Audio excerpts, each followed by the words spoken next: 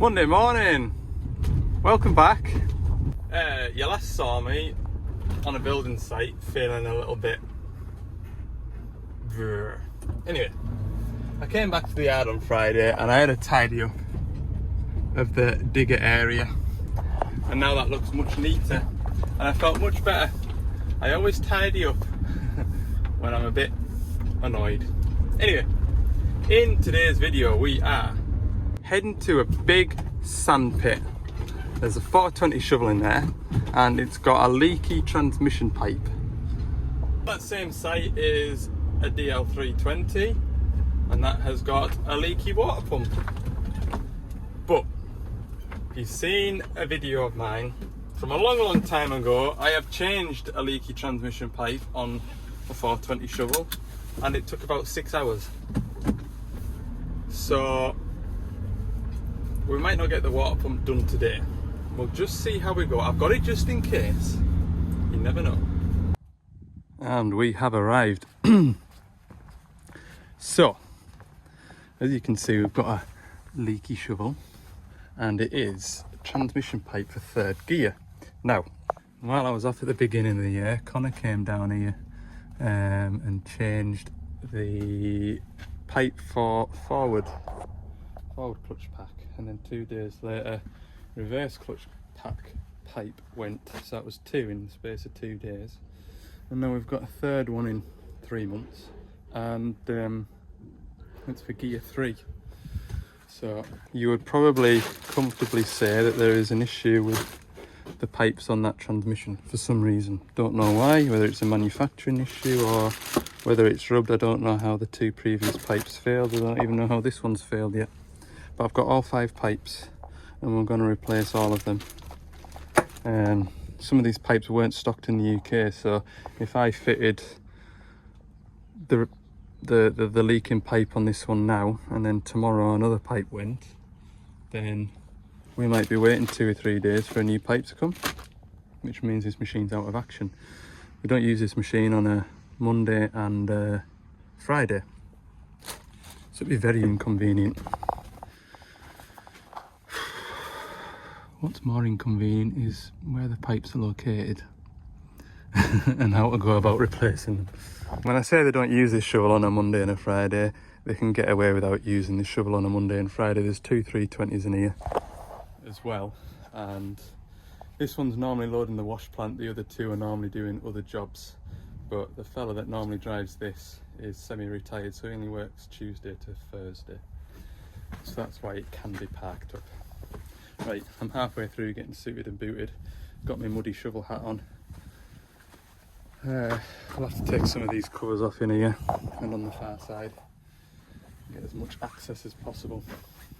I'm not looking forward to this. I had that back to school feeling last night when I thought about doing this job before going to bed. I've got covers off on this side. I'll leave the other side just yet because I think most of my pipes are on this side that I need to change. I've got a stupid toolbox off that nobody uses for holding grease and grease guns, but it's by the by. We look in here, you can see these pipes here going onto the transmission, they're all wet, and if we look at this pipe here sat against that nut, oops, you would say it's probably going to be this one here, but that one is undamaged, although it's sat against that, it's not damaged. So if we look further up, it's best to show you. You can see some thread sticking out of here, and that pipe has failed. Just blown a hole in it. Weird, eh? Apparently that's what happened previously as well. Just blew a hole. So that's definitely the one to change, but like I say, we're going to do all 5 up to the control block, which is tricky. Probably end up having to take half a dozen pipes off just to get at what we're after, but if you look up there, see where Connor's replaced those 2. So we're doing the one on the left The two that Connor's replaced we're going to pull off anyway and have them as spares. And then the one on the right. And then, I don't know which is the other one to do. 1, 2, 3, 4 there. That one at the very end has got a banjo fitting, so it's not that one. I've got a feeling it's the one that goes around the other side. We'll come to that later. So the problem with doing these pipes is getting access to that top control block, which is why I've got this cover off here, because from memory you can go in and thread it on like that. There's no way you can get at it from down here. It sits up there somewhere, and it's too far away to do anything with from over here. Oh, this is going to be so fun. I'd love to set you up on a time lapse or something to show you what I'm at, but I don't even know what I'm at. I've got the first pipe off up there. Can you see? Well, don't even need to change that one. That goes elsewhere, but it's out the way to get the one that is burst. Yeah, that's one that is burst, the next one along. So even if you were changing one pipe, you'd have to take most of them off to get the pipe off that you wanted anyway. Whew, that was 20 minutes that. What a fight. Right, that's the failed one. Can you see the burst bit there? I'm going to leave it attached down there because I know that is, we'll call that number 1. Number 2 pipe is this pipe here. God only knows how I'm going to get that off.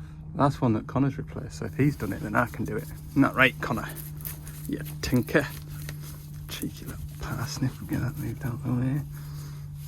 I've got no idea how he did it like, but if he's done it then I'm going to do it. Right, that's what I remember about this job being difficult. The pipes, you don't just crack them off and then the finger loose. They've got a good grip right till the end. I am now doing a pipe that Connor did. And hey, fair play to him, like he got that pipe nice and nipped up and tight.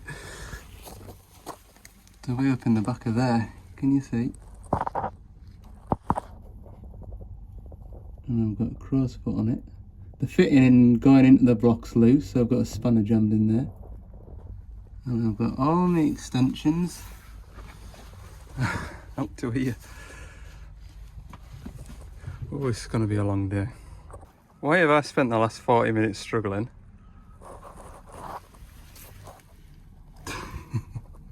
That's how we got it so tight, look. The tinker. He knew something I didn't. I'm pretty sure that hole in the floor isn't there on the one that me and Connor did last time. I'm positive.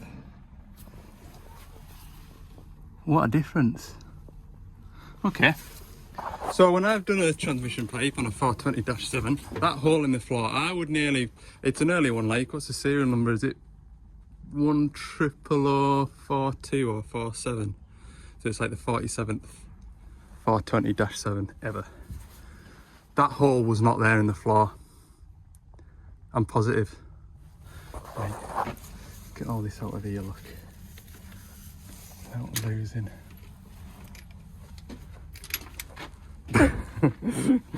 Don't need that anymore. Where's my spanner gone? This has made the job a bit easier. Right, you can see what I can see now.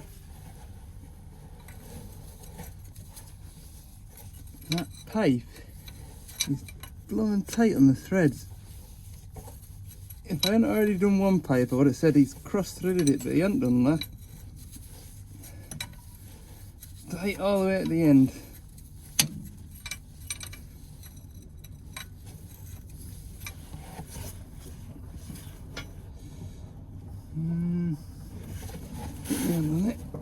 There we go. Beautiful. So that is pipe number 2. And you get a 22 socket on that and tighten that fitting up before I forget.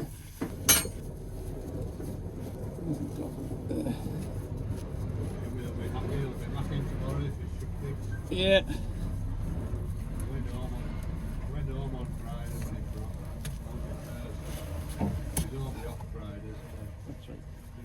Right, it's lunchtime. That'll give you a progress update. I have got 2 pipes fitted, and shout out to Dave for this one, like. Use some of his anti-rub protector things. So just where it goes between these pipes here. To be fair, that one there should be routed between here, but there's a bit more slack in this one, whereas this one goes down and under. So it's a bit tighter. But anyway, no, that's good. I've just got that one and that one to replace. This one, don't think I've got that one, have I? No. That one's already been done.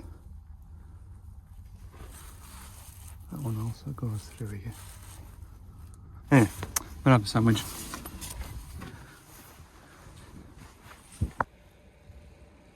Pipe number 3. We're getting back on again. This one's a little tinker to get to, like, I must admit. That end is the bad end. So I'm hoping, well, it should be. Should it? Yeah, it should be the same as those 2 pipes over there. It should be the same as the blue. Yeah, it is. I'll have that banjo back. Clean that up, put a new o-ring on.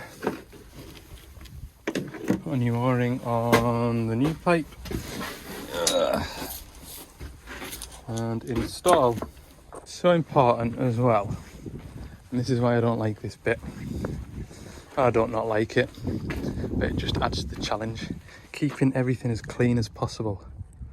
Like, you've got tiny little galleries and springs and all sorts inside the transmission, and a single bit of sand or grit getting into the wrong hole. Ooh, it's gonna cause pandemonium. Right, anyway, pop this on. Fella here, Mike's been helping us. What a good help he's been and all. He sort of looks after these wash plants and bits like that. Anyway, we've got all this tidied up now, so I'm really happy with how everything's sat. Anything that touches something is protected. Yeah, the only pipe that we didn't have is this one at the back, but I've actually had it off and it's not cracked or rubbed anything, so that one goes from there onto the side of the transmission, and although it looks a bit of a pig, it's not that bad to get to. Right, I've just topped it up with oil, and well, for the amount of oil that I've put in it, we're going to do a transmission calibration. I'll also put oil through all of the pipes that we've fitted and changed, etc, so we'll check that there's no leaking. I have cycled it through all 4 gears, forward and reverse, and there isn't anything leaking, so doing a calibration will just tick all the boxes. Next, calibration in progress. Check for leaks. And we're all done. Whoopee! So it's just after 3:30. And if I was really under pressure, then I probably would have got that 320 over, but and done the water pump. But that'll have been working for the last 6 hours. It'll be absolutely boiling hot, and do it on Friday. I'll be back at it. I'll be back here anyway because I've got the shovel there. I've got the bucket to go on it. So just leave that one for later, as Mr. Struggler would say. Right, I am gonna head back to the yard. I'll make this a short video. I was thinking of doing a little bit tomorrow and then adding it onto this video, but it just becomes complicated. Hope you've all had a good weekend anyway. Thanks for watching this video. Subscribe if you haven't. Just a short one on a Monday. See you in the next one. Bye.